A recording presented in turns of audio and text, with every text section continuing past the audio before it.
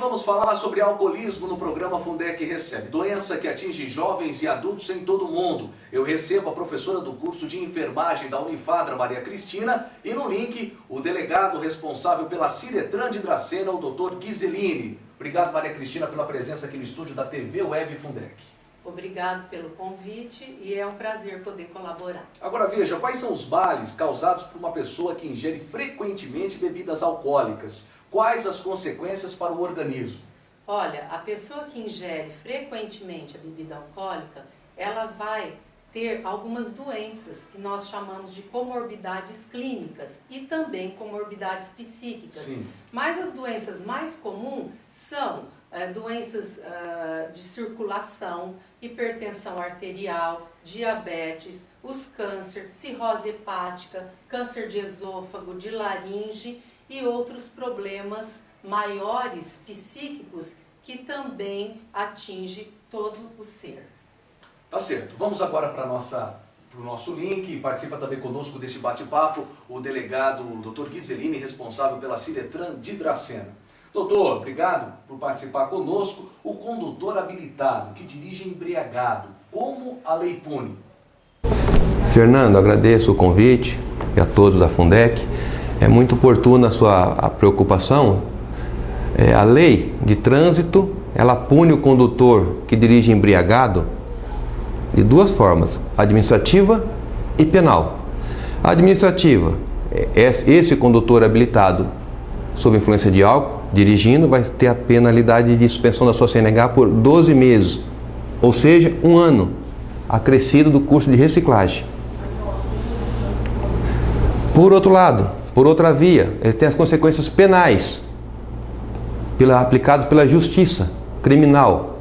Ele pode ser processado pelo artigo 306 com penalidade de detenção de 1 a 3 anos pela direção embriagada, né?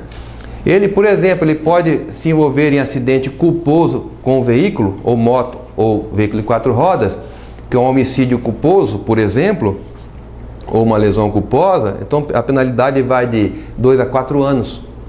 E pode eventualmente, como nós temos percebido na televisão, nos últimos acontecimentos, os homicídios dolosos, de forma eventual, quando ele alcoolizado, mata, né, ou fere gravemente uma pessoa ou várias. Então as autoridades policiais estão autuando por homicídio doloso, que já vai, as penas já vão de 6, 12, enfim, vão aumentando em muito.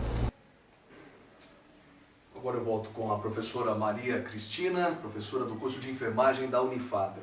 Professora, olha, o consumo de álcool pode virar doença, o alcoolismo, um problema de saúde presente aí em muitas famílias brasileiras. Professora, qual é o dado mais atual de adolescentes e adultos que consomem bebida alcoólica regularmente no país e que sofrem com essa doença? Bom, segundo os dados do CEBRID, que é o Centro Brasileiro de Investigação de Drogas, hoje nós temos uma estatística de 10 a 12% da população mundial que consome o álcool.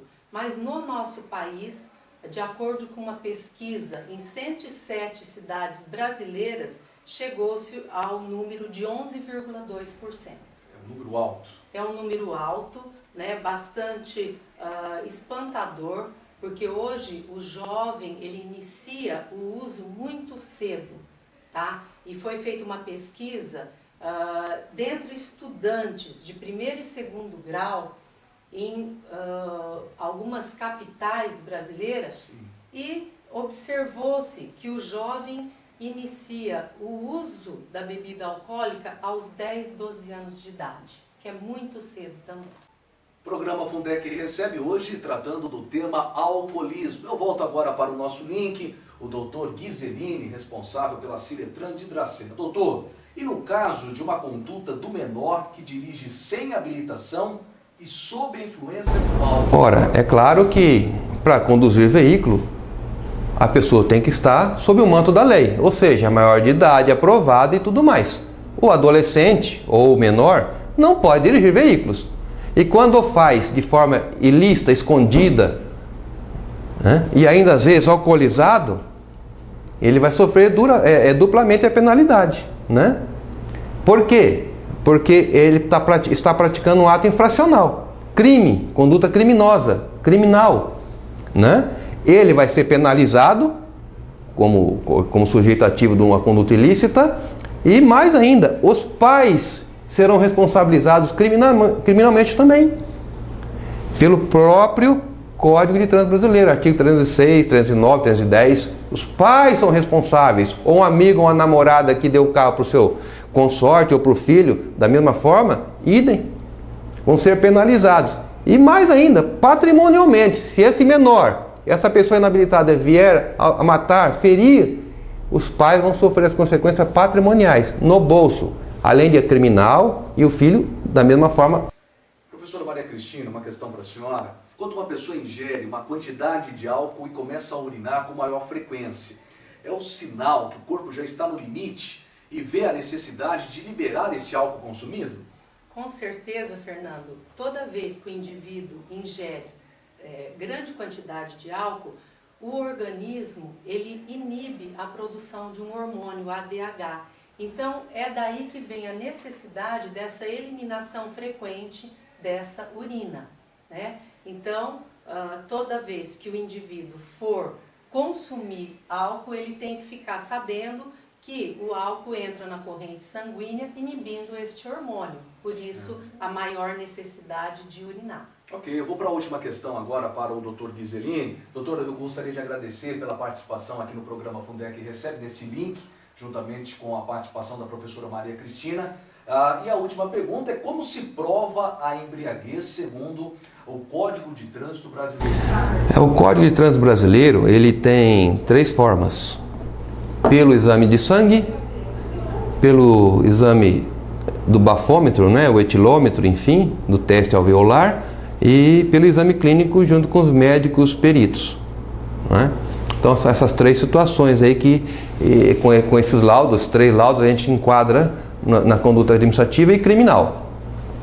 Aí tem aquele que foge, que se nega, mas o Código de Trânsito, para prever esse tipo de comportamento, né, embora não se, que aquela pessoa que se furta à ação fiscalizatória, ele vai sofrer a mesma consequência que a lei manda, vai sofrer a mesma consequência como daquele que estivesse comprovado em um desses 3 exames, não é? Então, então não tem como a pessoa escapar. Ele é obrigado a se submeter à lei pátria, porque senão como é que a gente vive? A gente vive numa sociedade democrática sob o império da lei e devemos obedecê-la.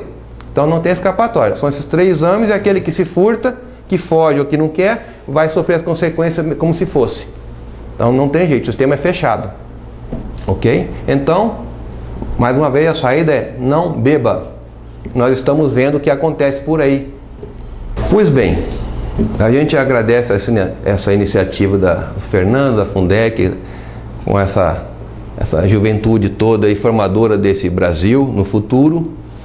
E nós estamos vendo o que acontece, ou o que está acontecendo, e cabe a nós já estamos passando, né? Mas vocês que estão vindo, vejam que não vale a pena, né?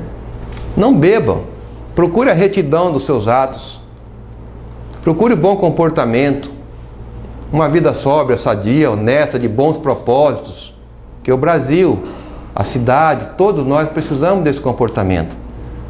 Vamos fazer a corrente do bem, depende de cada um de nós. Muito obrigado e conte sempre com a gente, a Fundec, né? E todos os nossos amigos que aqui, porventura, queiram conviver, trocar ideias, orientações. Essa é a nossa função. Muito obrigado. Nós que agradecemos, doutor Ghiseline, responsável pela Ciretran de Dracena, participou conosco, portanto, né, do programa Fundec Recebe, que trata do tema alcoolismo. A minha última questão também para a professora do curso de enfermagem, Maria Cristina, já agradecendo, viu, Maria? Obrigado pela presença aqui entre nós. Beber de estômago vazio, né? Tem um mito aí que é um péssimo negócio. Realmente procede isso, Maria Cristina? Olha, eu acho que beber de estômago vazio é um péssimo negócio, estômago cheio também, né? Por quê? Porque as duas maneiras de se consumir a bebida alcoólica vai ser prejudicial para o próprio organismo, tá? uma vez que o organismo ele vai absorver esse álcool e mandar para a corrente sanguínea, consequentemente agir no sistema nervoso central e causar alguns malefícios, né? Então é prejudicial sim beber, tanto de estômago vazio como cheio, né? A sua mensagem final aos internautas que acompanham essa entrevista. Eu gostaria de dizer aqui que é muito importante abordar esse tema alcoolismo, porque hoje os meios de comunicação fala-se muito, mas precisamos de políticas públicas para fazer um pouco mais por essa patologia. Porque em meados do século XIX se chegou à conclusão que o alcoolismo é doença e ela deve ser tratada com um olhar diferenciado. É necessário acolher as pessoas que sofrem dessa síndrome da dependência alcoólica para tratamento, tá? E sem aquela coisa de olhar e com preconceito. Hoje o jovem brasileiro ele precisa ter noção de que beber com moderação é o melhor. Quer dizer, beber nunca é bom, né? Sim. Mas deveria fazer uso da bebida alcoólica com moderação, já que está nos meios sociais a bebida, né? Sim. E é uma cultura do nosso país, tá? Muito obrigado pelo convite, né? Legal. Nós agradecemos a professora Maria Cristina. Fica aqui então mais um programa Fundec Recebe.